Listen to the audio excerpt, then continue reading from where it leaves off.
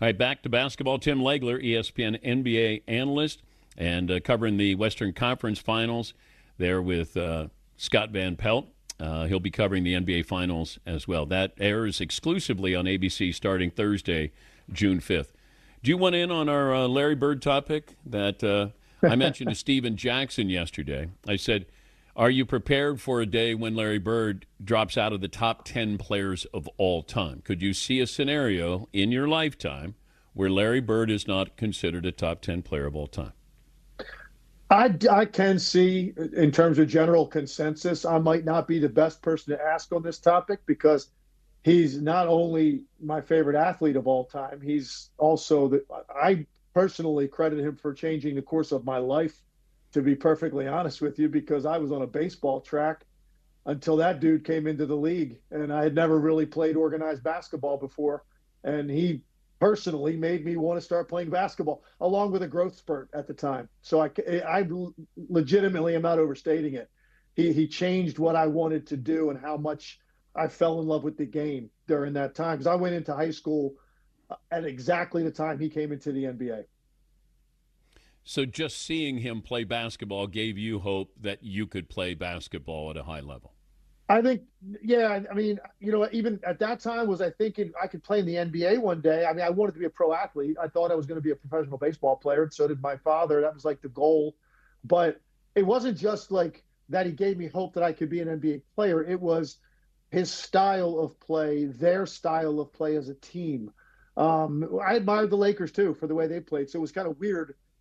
My two favorite players were rivals. Magic Johnson, Larry Bird were my two favorite players. And they were the two guys that were trying to beat each other every year, it felt like. So just his flair, his confidence, his passing ability, the way that team passed the ball, that made me really think that's the beauty of basketball. When it's played the right way, it looks like that.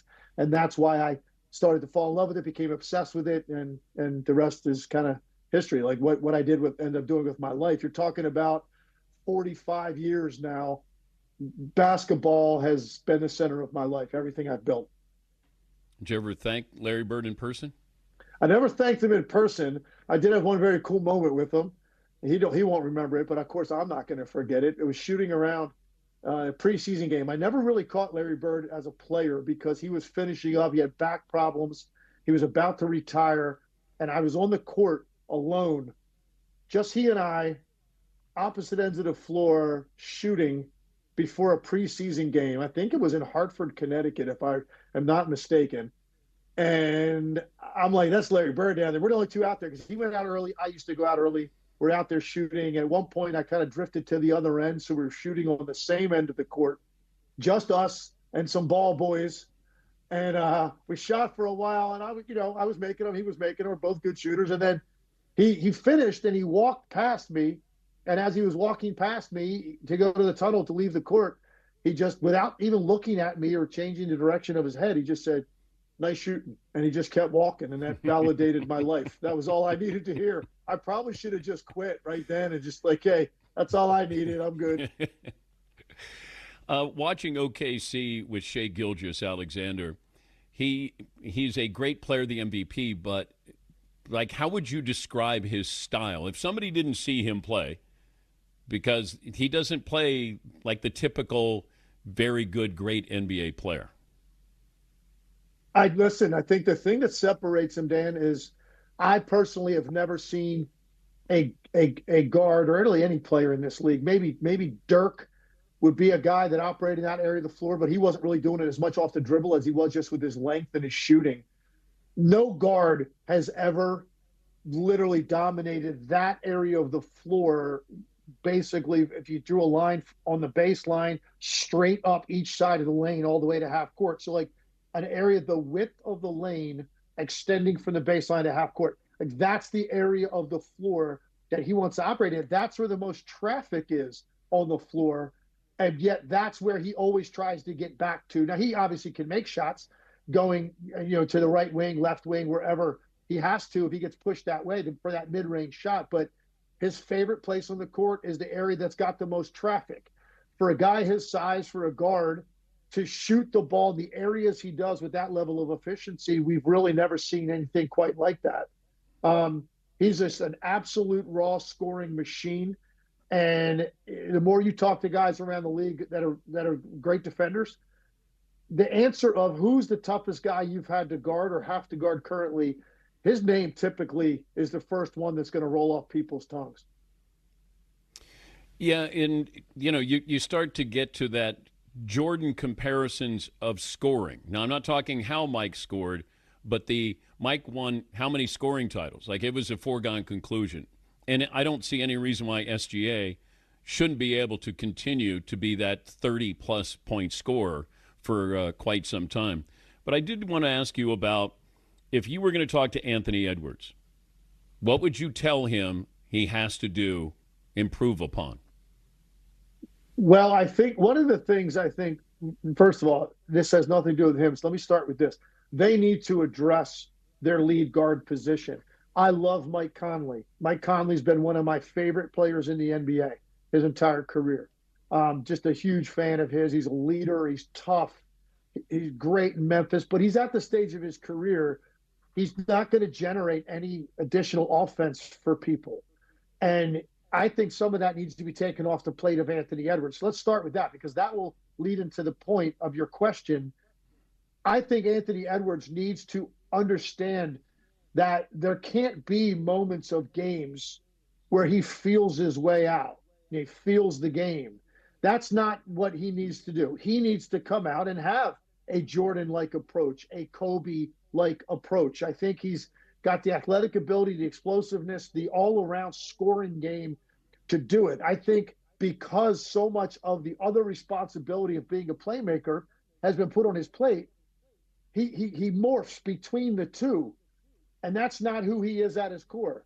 So part of it's on the team. They've got to address that, and if they can find that, then Anthony Edwards could just go be what you need to be, which is just an absolute tenacious, attacking, relentless scorer.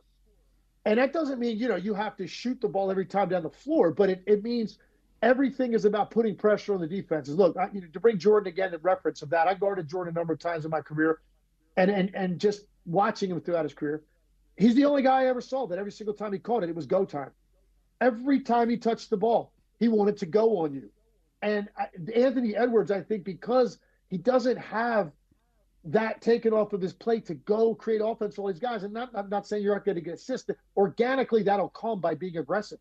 But I think he sometimes goes through these periods of time where he's like, okay, let me try to get other guys involved or feel my way around the court. And that's just not, to me, who he is and who he needs to be at his best. Talking to Tim Legler of the Mothership, covering the NBA Finals, also his podcast, All City NBA Podcast. What do people learn when they go to that podcast? I just think, Dan, I think it's a little bit different than a lot of what's out there. It's not a hot take thing. Adam Marez is my partner and hosts the show. He's based in Denver, and he is real heavily tied into the Nuggets, but he covers all sports in Denver. But we're just serious hoop talk. And 4 times a week, an hour at a time, we're breaking down the games that happened last night, previewing the games from tonight, and it's just real basketball analysis. If you're a hoop junkie, just like talking about the game and what you watched last night, you want to learn more about it, get a little bit smarter when you watch the game tonight, that's what that is. It's not hot take trying to get clicks. We're just 2 guys breaking down the game because we love hoops. So if that's your thing, that's the place you want to go, because I think it's done at about as high a level as it can be done, because Adam is so knowledgeable himself. Why is Michael Jordan joining TV, NBC, in their coverage of the NBA? That's a good question. Who knows? I don't know what they offered him. Has that been reported? Maybe that played. Yeah, but let's say they gave him a Tom Brady deal. Let's say they gave him $30 million, $35 million. Like, what does that matter to Jordan? Like, he's a billionaire a couple of times over. I completely agree with you. I was making really a joke about that, but I don't know. I don't really know why he would want to. It's not high stress. Let's start with that. You're not asking him to go run a team or coach a team. It's not high stress. What we do, you just got to be careful with your words sometimes, because you could end your career if you're not careful. That's about the highest stress you have. It's just sitting down and talking about basketball.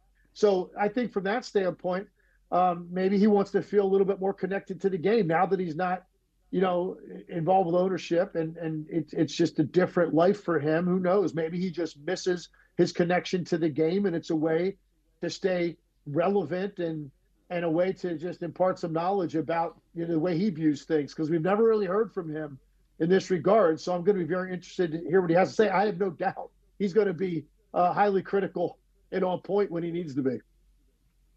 How big a month has Tyrese Haliburton had?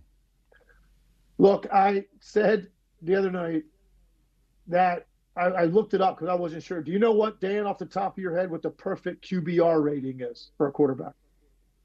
I think it's, 158.3?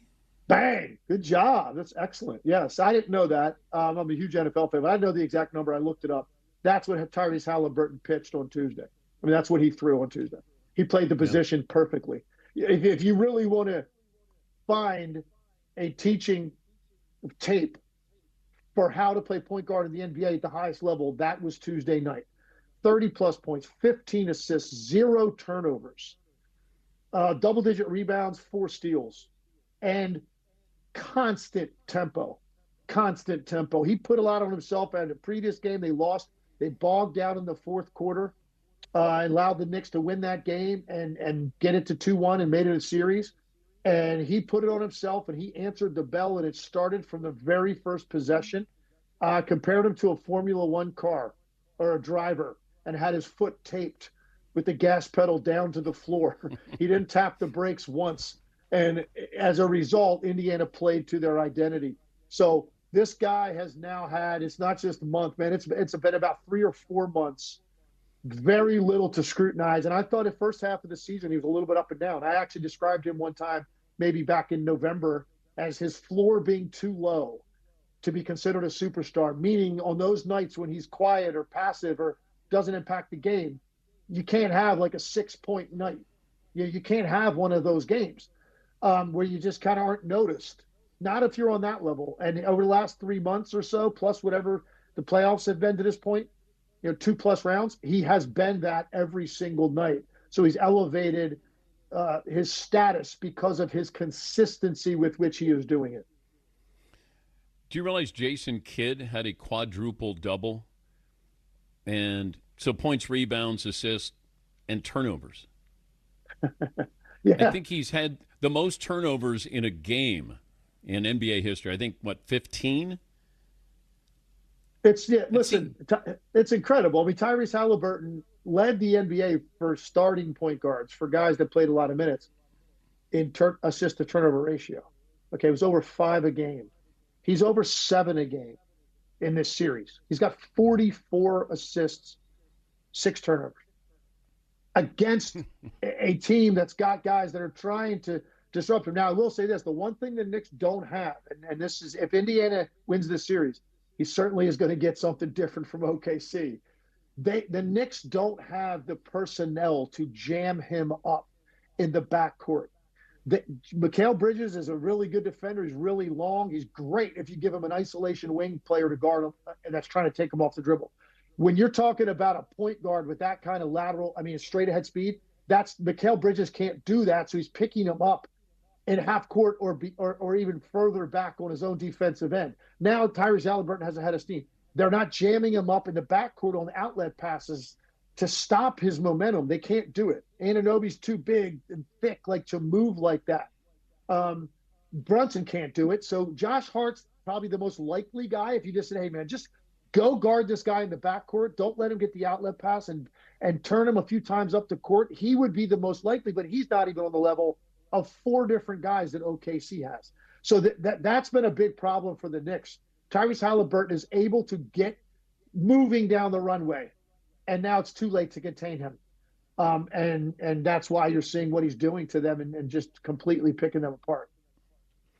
Good to talk to you, Legs. Have fun with the finals. Thanks for joining us.